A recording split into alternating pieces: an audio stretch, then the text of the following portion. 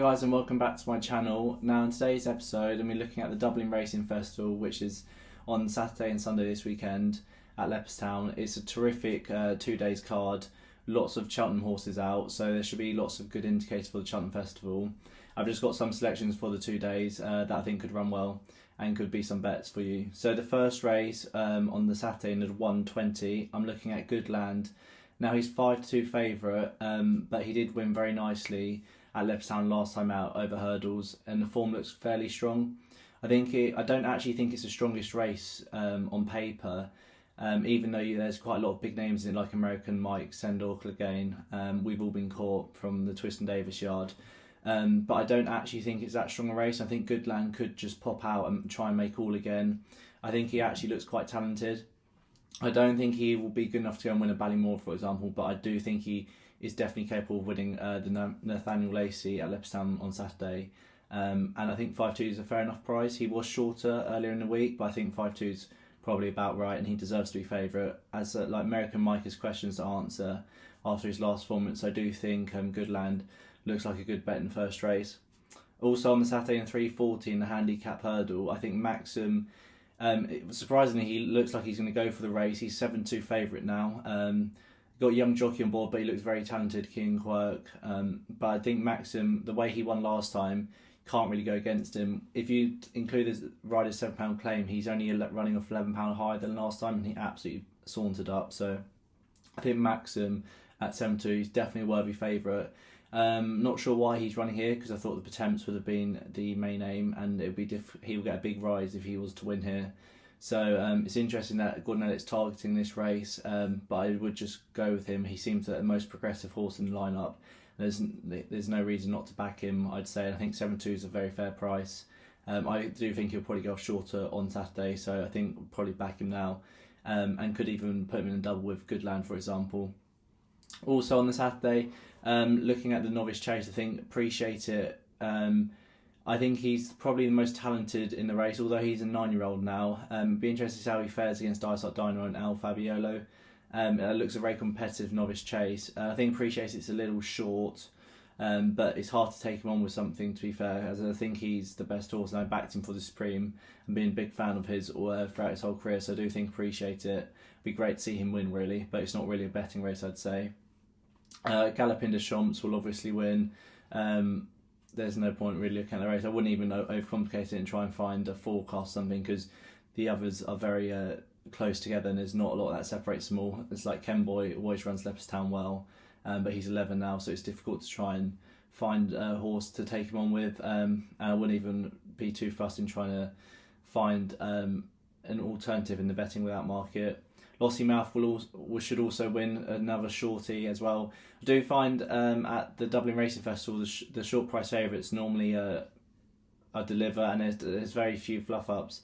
I would probably put them all in accumulator across the 2 days and have like a 4, 5, 6 fold with them all in, and just have a big bet on that. Last year that's what sort of happened. All the favourites went in, and it was very good for punters last year, so there's no reason to think this year will be any different.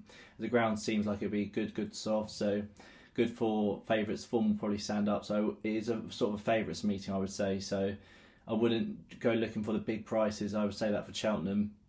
So I would say the Dublin Racing Festival is a good chance to put all the favourites into a banker accumulator, because they're way too short to be backing individually. Now on the Sunday in the 1:40, I think Mighty Potter will win. Just another horse that will enhance his favourite credentials at Cheltenham.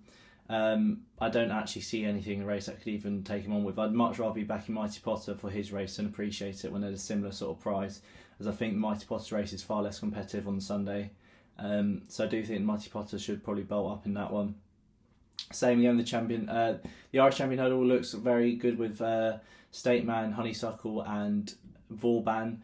Now I'm a big fan of Vauban's. I was actually very impressed with his run last time, and his triumph win at Cheltenham last season was one of my 2 performances take away from that week.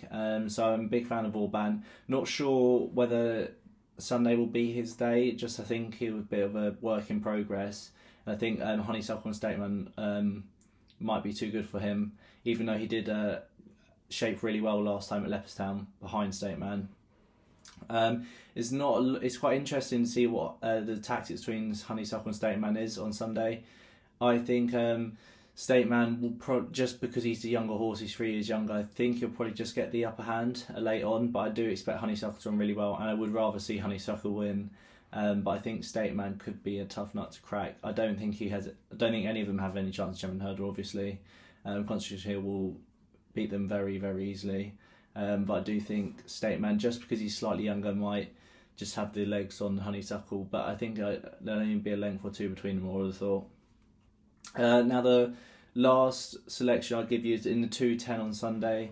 Now Blue Lord will win the Dublin Chase, and I like it. If you watch the previous video, I think he'll win Champion Chase as well. But again, he's too short to be back in this weekend. But I do think the bet in the race is probably Dunvegan without Blue Lord. Now he's currently 16-1 Dunvegan to win a race. Obviously, I don't think he'll beat Blue Lord. But without Mark, it could be quite interesting if you can get 2-1, 5-2 maybe, a 3-1, that sort of price. I think he could beat the others, as So Royale is now 11, and I don't think he's shown his best form this season at all. Gentleman to me is also, I would say, regressed this season. He has not looked very good at all.